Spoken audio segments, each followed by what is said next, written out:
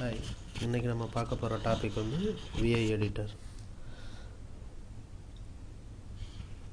அதோட அஜெண்டா இன்றைக்கி என்ன அப்படின்னா, பேக்ரவுண்டு விஐ எடிட்டரோட பேக்ரவுண்டு என்ன, அந்த விஐ எடிட்டரில் வந்து என்ன பண்ணுறோம், அதோட யூஸ் என்ன, அது ஒரு டெக்ஸ்ட் ஃபைலை க்ரியேட் பண்ணுறதுக்கும் அதை எடிட் பண்ணுறதுக்கும் மெயினாக விஐ எடிட்டர் வந்து யூஸ் பண்ணுறோம்.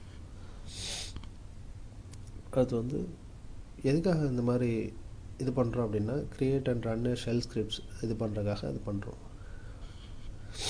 அது விஐ எடிட்டர்னால் என்ன அப்படின்னா, விஷுவல் எடிட்டர். இது வந்து யூனிக்ஸில் வந்து விஷுவல் எடிட்டராக யூஸ் ஆகுது ஆக்சுவலாக. இப்போ இதுக்கு விஐ எடிட்டருக்கு முன்னாடி லைன் எடிட்டர்னு ஒன்று இருந்துச்சு. அது என்ன அப்படின்னா, அது லைன் பை லைனாக வந்து எடிட் பண்ணுறதுக்காக அந்த லைன் எடிட்டர் வந்து ரொம்ப இதாக யூஸ்ஃபுல்லாக இருந்துச்சு. பட் லைன் பை லைனாக எடிட் பண்ணுறது ரொம்ப கஷ்டமான ஒரு இது. அதுக்காக விஐ எடிட்டர் வந்து கொண்டு வந்தாங்க புதுசாக. இது வந்து ஒரு டெக்ஸ்ட் ஃபார்மேட்டர் இல்லை. ஃபார் எக்ஸாம்பிள் மைக்ரோசாஃப்ட் வேர்டு மாதிரியோ வேர்டு நோட்பேட் மாதிரியோ அந்த மாதிரி ஒரு டெக்ஸ்ட் ஃபார்மேட்லாம் இல்லை. மார்ஜின்லாம் செட் பண்ணுறது, சென்டர் பண்ணுறது, இந்த மாதிரி ஆப்ஷன்ஸ்லாம் இதில் இல்லை. ஜஸ்ட்டு டெக்ஸ்ட்டை எழுதி அதை எடிட் பண்ணுறதுக்காக இதை யூஸ் பண்ணுறோம். இதோட ஹிஸ்ட்ரி பார்த்தீங்கன்னா, விஐ எடிட்டரோட ஹிஸ்ட்ரி வந்து மெயினாக வந்து ஒரு பில் ஜாய்ங்கிறவர் வந்து 1976 வந்து ரைட் பண்ணார். இப்போ இவர் யார் அப்படின்னா, சன் மைக்ரோ சிஸ்டத்தோட ஒரு கோஃபவுண்டர் தான் இவர். இவர் வந்து அந்த இதில் சீஃப் சயின்டிஸ்ட்டாக 2003 வரை இருந்தார். இவர் வந்து எக்ஸுங்கிற 2 ப்ரோக்ராம்ஸ் இருக்குது. அந்த 2 ப்ரோக்ராம்ஸ் மூலமாக இவர் வந்து விஐ எடிட்டரை வந்து க்ரியேட் பண்ணார் ஆக்சுவலாக. இது வந்து விஐ எடிட்டர் வந்து எந்தெந்த இதிலெல்லாம் ரன் ஆகும், எந்தெந்த இதெல்லாம் யூஸ்ஃபுல்லாக இருக்குது அப்படிங்கிறது. யூனிக்ஸில் எல்லா ஓஎஸ்ஸு, MS-DOS, விண்டோஸு இது எல்லாமே இருக்குது.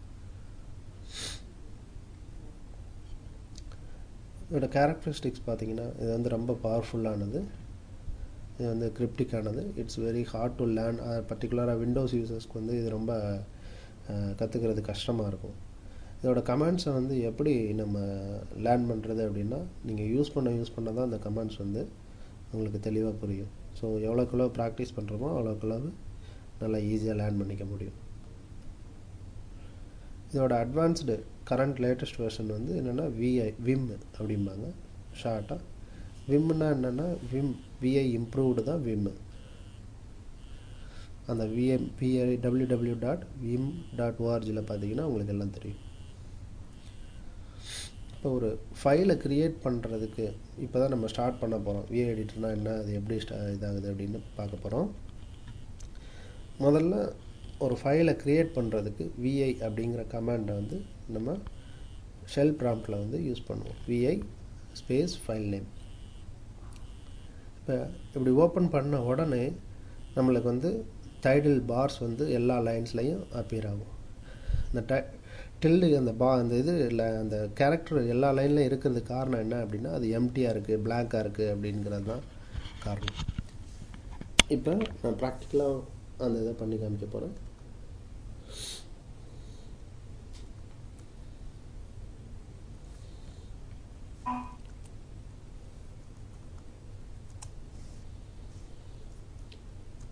விஐ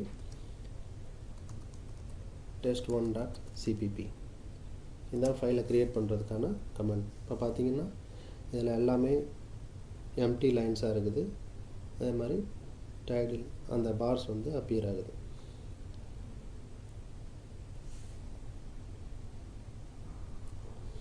இப்போ விஐ மோடில் 3 மோடு இருக்குது. முதல் மோடு வந்து கமாண்ட் மோடு, ரெண்டாவது வந்து இன்புட் மோடு, மூணாவது வந்து லைன் மோடு. லைன் மோட்னால் என்னென்னா, ஜஸ்ட்டு ஒரு கோலன் அடிச்சிங்கன்னா, கோலன் அடித்தோடனே உங்களோட கர்சர் பாயிண்ட் வந்து bottom of the left corner வந்துடும். இப்போ நான் அதை காமிக்கிறேன் உங்களுக்கு.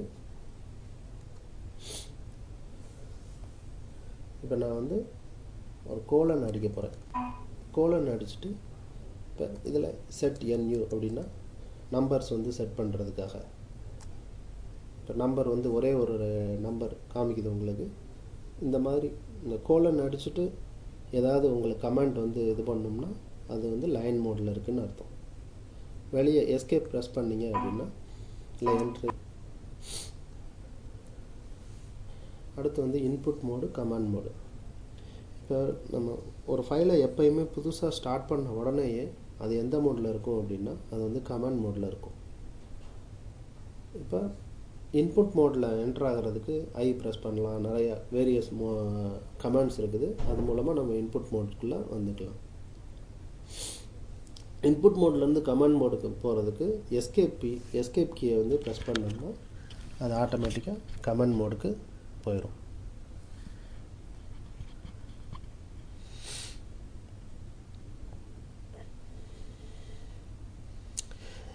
எக்ஸிட் பண்ணுறதுக்கு ஒன்றும் இல்லை. நீங்கள் எஸ்கேப் கீ எது பண்ணிங்கன்னா அது ஆட்டோமேட்டிக்காக கமாண்ட் மோடுக்கு வந்துடும். கமாண்ட் மோட்லேருந்து :QWQ அந்த மாதிரி ப்ரெஸ் பண்ணிங்கன்னா அதுக்கு டோட்டலாக விஐ இதில் அந்த ஃபைல்லேருந்து வெளியே வந்துடும். இது எக்ஸிட் ஆகிறதுக்கு இந்த மாதிரி டிஃப்ரெண்ட் கமாண்ட்ஸ் இருக்குது. இது பண்ணிவிட்டு Q அப்படின்னு ப்ரெஸ் பண்ணிங்க அப்படின்னா அது வந்து வெளியே வந்துடும். எந்த ஒரு சேஞ்சஸ் என்னென்ன இருக்கோ அதை ஃபுல்லாக பண்ணிவிட்டு பண்ணுற மாதிரி இருந்ததுன்னா அதுக்கு வார்னிங் மெசேஜ் கொடுக்கும். நீங்கள் சேவ் பண்ணிவிட்டு அதுக்கப்புறம் வெளியே வரணும். Q0 அப்படின்னா ஃபோர்ஸ் குவைட் அப்படின்னு அர்த்தம். அதாவது சேவ் எதையுமே பண்ணாத, அப்படியே வெளியே வந்துடு. Discard the changes and quit அப்படின்னு அர்த்தம். WQ அப்படின்னா சேவ் அண்ட் எக்ஸிட். X அப்படின்னா அதே மாதிரி தான், சேவ் அண்ட் எக்ஸிட் தான். ZZும் சேவ் அண்ட் எக்ஸிட் தான். இப்போ அந்த ஆச்சரியக்குறி கேரக்டர் வந்து ஜஸ்ட்டு ஓவர் ரைட் பண்ணு அப்படிங்கிறதுக்கு தான் இந்த ஆச்சரியக்குறி. ஃபார் எக்ஸாம்பிள் இந்த இதில் இந்த இன்சர்ட் மோடில் நான் வந்திருக்கேன். sum1 அப்படின்னு அடிச்சுட்டு இப்போ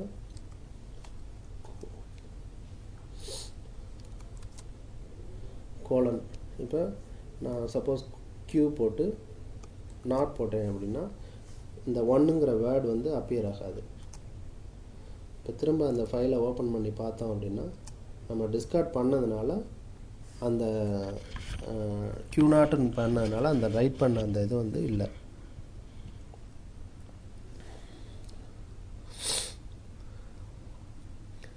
அது மாதிரி WQனா சேவ் பண்ணிவிட்டு வெளியே வா, எக்ஸுங்கிறது அதே மாதிரி சேவ் பண்ணிட்டு வெளியே வா, அந்த மாதிரி இது. Qங்கிறது ஜஸ்ட்டு எக்ஸிட் பண்ணுறதுக்கு வெளியே வரணும். சேவ் ஏதாவது பண்ணியிருந்ததுன்னா சேவ் பண்ணவா இல்லையான்னு கேட்கும் உங்களுக்கு. அடுத்து வந்து சப்போஸ் உள்ளே நம்ம டெக்ஸ்ட்டு இது பண்ணுறோம்.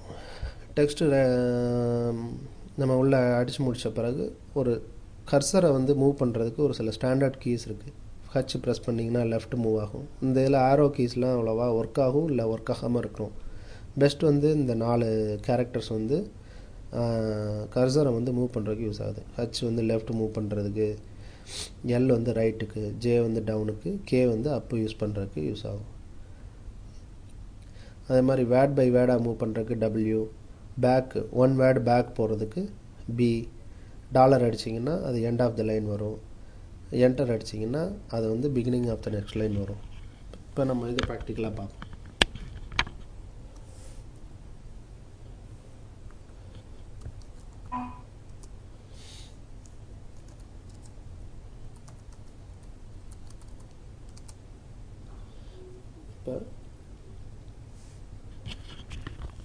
இப்போ இந்த மாதிரி ஒரு ஃபைல் இருக்குது.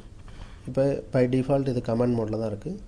இப்போ W அடித்தோடனே அடுத்த வேர்டுக்கு போகுது. அதே மாதிரி இப்போ நான் வந்து B ப்ரெஸ் பண்ண போகிறேன். B வந்து back side one word back போகும். அதே மாதிரி L ப்ரெஸ் பண்ணேன், அடுத்த கர்சர் வந்து 1 by 1 அடுத்ததுக்கு மூவ் ஆகும். அதே H ப்ரெஸ் பண்ணால் பேக் சைடில் மூவ் ஆகும். அதே நான் K ப்ரெஸ் பண்ணால் அப்பில் மூவ் ஆகும். J ப்ரெஸ் பண்ணால் டவுன். J ப்ரெஸ் பண்ணால் டவுனில் வருது. இப்போ K ப்ரெஸ் பண்ணிங்கன்னா அது மேலே போகும். ஸோ எப்படி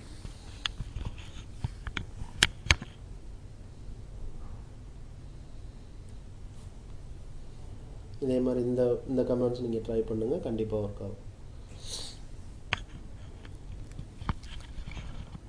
மாதிரி மைனஸ் ப்ரெஸ் பண்ணிங்கன்னா ப்ரீவியஸ் லைனோட ஃபஸ்ட்டு கரெக்டருக்கு இது மூவ் ஆகும். கேபிட்டல் H ப்ரெஸ் பண்ணிங்கன்னா கர்சர் வந்து மாதிரி பிகினிங் ஃபஸ்ட் பொசிஷனுக்கு மூவ் ஆகும். L வந்து லோயஸ்ட் லாஸ்ட் லைனுக்கு மூவ் ஆகும். இந்த மாதிரி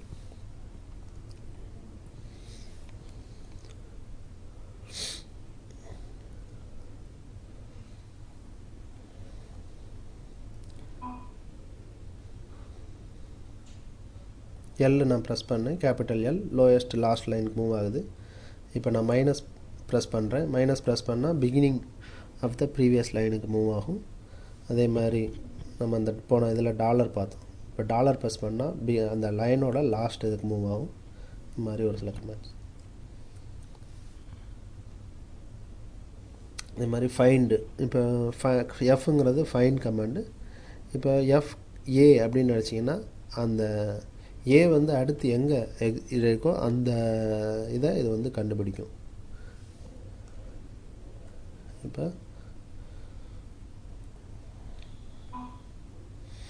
இங்கே இருக்குது, நான் இப்போ எஃப் டி அப்படின்னு அடிச்சிருக்கேன். எஃப்ங்கிறது ஃபைன் கமாண்ட், டீங்கிறது டி எங்கே அக்கார் ஆகுதோ அதை கண்டுபிடி. இப்போ அதே மாதிரி எஃப் ஓ அப்படின்னு அடித்தோன்னா ஓ அடுத்து எங்கே அக்கார் ஆகுதோ அந்த இதை கண்டுபிடிக்கிறதுக்காக. கேபிட்டல் எஃப் வந்து ரிவர்ஸ் டைரக்ஷனில் கண்டுபிடிக்கிறதுக்காக. அதே மாதிரி இந்த ப்ராக்கெட்ஸ் வந்து கர்சரை வந்து நெக்ஸ்ட்டு சென்டென்ஸ்க்கு மூவ் பண்ணுறதுக்கு, அடுத்து நெக்ஸ்ட்டு பேராகிராஃப் மூவ் பண்ணுறதுக்கு, இந்த மாதிரி இந்த இதெல்லாம் யூஸ் ஆகும். ஸோ இதை நீங்கள் ப்ராக்டிஸ் பண்ண கண்டிப்பாக உங்களுக்கு புரியும். அது மாதிரி control D, control U, control F இதெல்லாம் வந்து ஸ்க்ரீனை, டோட்டல் ஸ்க்ரீனை உங்களுக்கு என்ன ஸ்க்ரீன் டிஸ்பிளே ஆகுதோ அந்த ஸ்க்ரீனை டோட்டலாக, அதாவது ஹாஃப் ஆஃப் த ஸ்க்ரீனை வந்து டவுன் பண்ணுறதுக்கு control D, half of the ஸ்க்ரீனை வந்து அப் பண்ணுறதுக்கு கண்ட்ரோல் யூ, இது மாதிரி டோட்டல் ஸ்க்ரீனை மூவ் பண்ணுறதுக்கு forward F, control F, total ஸ்க்ரீனையும் பேக்வேர்டு மூவ் பண்ணுறதுக்கு கண்ட்ரோல் பி. இந்த மாதிரி 4 கமெண்ட்ஸ் இருக்குது. இப்போ டெக்ஸ்ட் என்ட்ரு பண்ணோம்னாலே நம்ம வந்து கண்டிப்பாக கமெண்ட் மோடில் வந்து எந்த ஒரு ஃபைலையும் எந்த ஒரு டெக்ஸ்ட்டையும் நம்ம என்ட்ரு பண்ண முடியாது ஃபைலில்.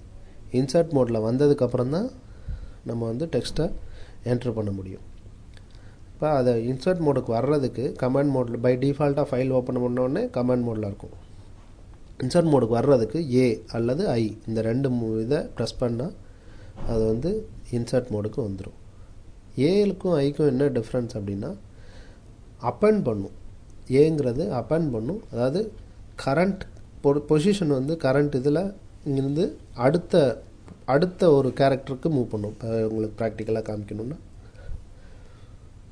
இப்போ இது வந்து நான் இப்போ ஏ வந்து ப்ரெஸ் பண்ண போகிறேன். ஏ ப்ரெஸ் பண்ண உடனே கர்சர் வந்து ஒரு இது மூவ் ஆகுது, அதாவது அடுத்த கேரக்டருக்கு மூவ் பண்ணும். இப்போ ஏதாவது அடிச்சிங்கன்னா அதை அடுத்த கேரக்டர்லேருந்து அப்படியே அப்பெண்ட் பண்ணி இது பண்ணும். இப்போ அதே இது எஸ்கேப் நான் ப்ரெஸ் பண்ணிவிட்டேன். இப்போ கமெண்ட் மோடில் இருக்குது. இப்போ ஐ ப்ரெஸ் பண்ண போகிறேன். ஐ ப்ரெஸ் பண்ணேன்னா கமெண்ட் அந்த கர்சர் வந்து அதே பொசிஷனில் இருக்கும். இப்போ நான் என்ட்ரு பண்ணேன்னா டெக்ஸ்ட்டு அதே பொசிஷனில் வந்து இதாகும். அதே மாதிரி கீழே வந்து இன்சர்ட் மோடில் இருக்குது அப்படிங்கிறத தெரிஞ்சுக்கிறதுக்கு இன்சர்ட்னு உங்களுக்கு காமிக்கும்.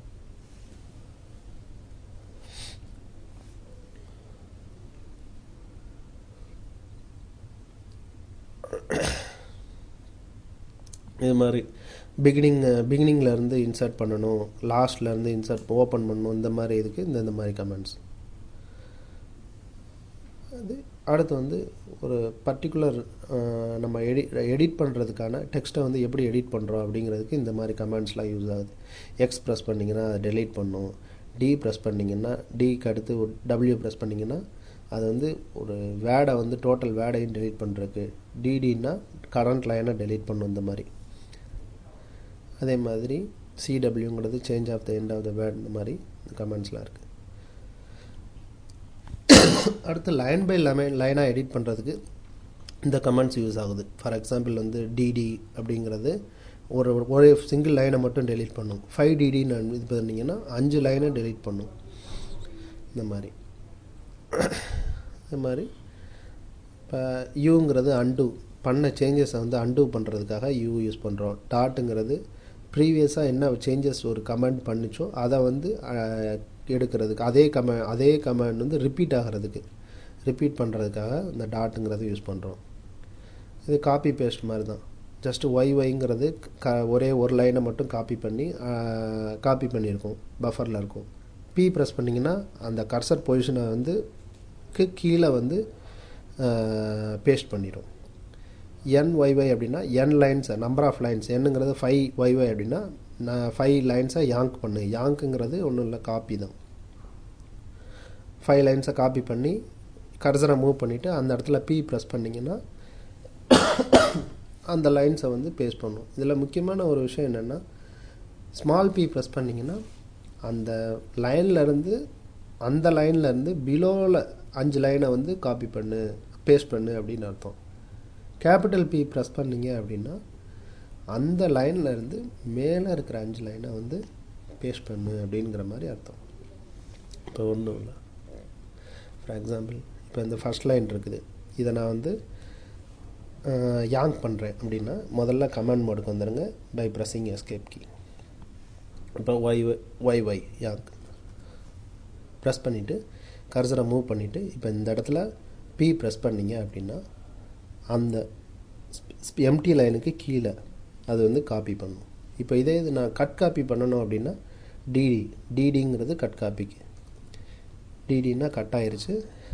இப்போ இந்த இடத்துல வச்சுட்டு பி ப்ரெஸ் பண்ணிங்க அப்படின்னா பேஸ்ட் ஆயிடுச்சு.